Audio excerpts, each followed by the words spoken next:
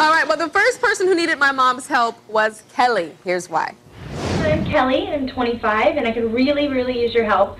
I have the worst luck with relationships. In fact, the last one that I was in was for 4 years, and he lied to me about everything. In fact, after the 4-year relationship, I didn't even know what his real name was. So if you can please help me out, Supermama, please, I can really use your help. Thank you. Kelly, you didn't know his name? No. At the end of this 4-year relationship, I realized the name that he told me he had was not his real name. So, okay, he lied about what? He lied about his name? About his real name, about where he went to college, about things that he's just done, people he knew, places he's been even, and everything about the whole relationship was a lie. Everything was a lie. Yeah. Well, I cried on my mom's shoulder, Ma. I've cried on your shoulder about guys that are lying to me. Never something that drastic, though. It's more like he lied and said he didn't have a woman. You know, those types of things. But this is like really serious, you know, that he's lying about his name. Yes. So what's your issue? Is it a trust thing? I think it's a trust thing. I mean, that was my only serious relationship I've had. Yeah. And it was 4 years. And since then, I find it hard not only to trust other people, to take what they're saying, you know, as truth, but then to trust myself just to believe things. How did you discover that he was lying? It started out just, he went on vacation, and he asked me to check an email for him. And I went on the computer, and I found this website that just looked funny. I don't know why he would need it on his work computer. So I logged onto it, and it was a website. It was a receipt for fake college transcripts to the college that he told me that he graduated from, that he actually, come to find out, had never even attended. So he bought a diploma. Bought a fake diploma and transcripts. So, Ma, what's the biggest thing that you think Kelly needs to do? Number one, you need confidence boosting. You need to know that you have the power to be in control, that you are not necessarily a victim if you go into it a little wiser. Okay. And because there's signs. There's signs. There's always signs. Believe me, there were signs about this man that you didn't pick up on. And usually it's because we're too trusting.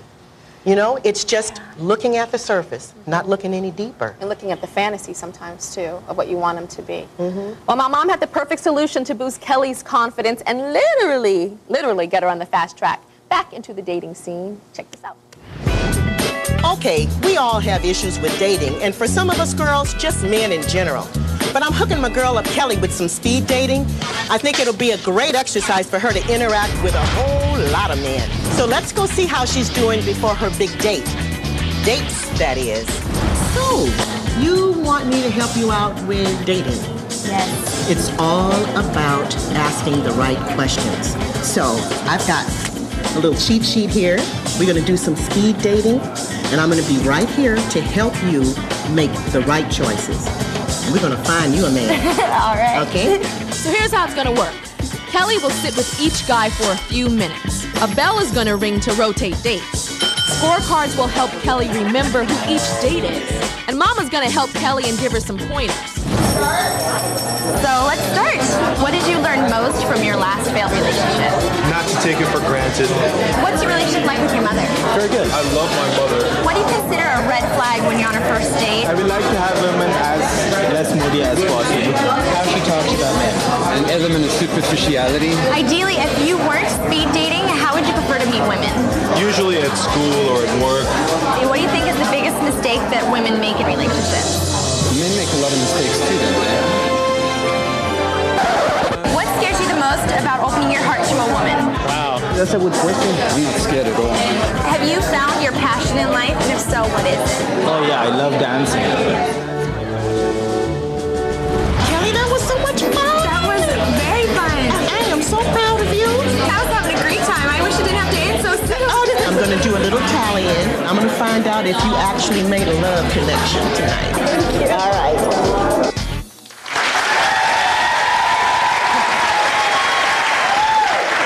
So, Ma, you were there on the dates. I saw you making a lot of faces. I've seen those faces when I brought home guys. I have seen those faces. So what's the point of speed dating for her? What was that exercise?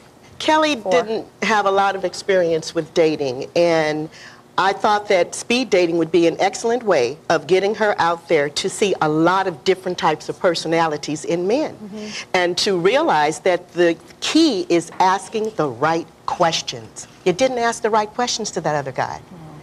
And The types of questions that I gave her were more soul-searching, deeper questions, like, what is the one thing that frightens you most about opening your heart to a woman? And some of the men poured their hearts out.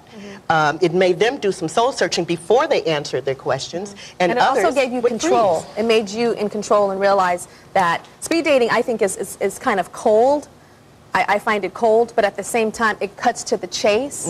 So, like, if you would have felt that power that you felt with the speed dating with this lying guy, you know, like, so what is this? Oh, so you went to that college? Really? So how's the campus? What's the best restaurant there? Because I really want to go there. Blah, blah, blah, blah, blah. So it gave her the power to ask the questions. Yes. How do you think she did? She did amazing. She was a little bit nervous at first, but honey, by the time we got to the 5th man, she was in complete control. All right, so Kellee, you saw some guys there, and you know, we tallied your scorecards, and we found 3 guys that you were the most compatible with. And they're here today. Sean, James, and Mark are in the audience.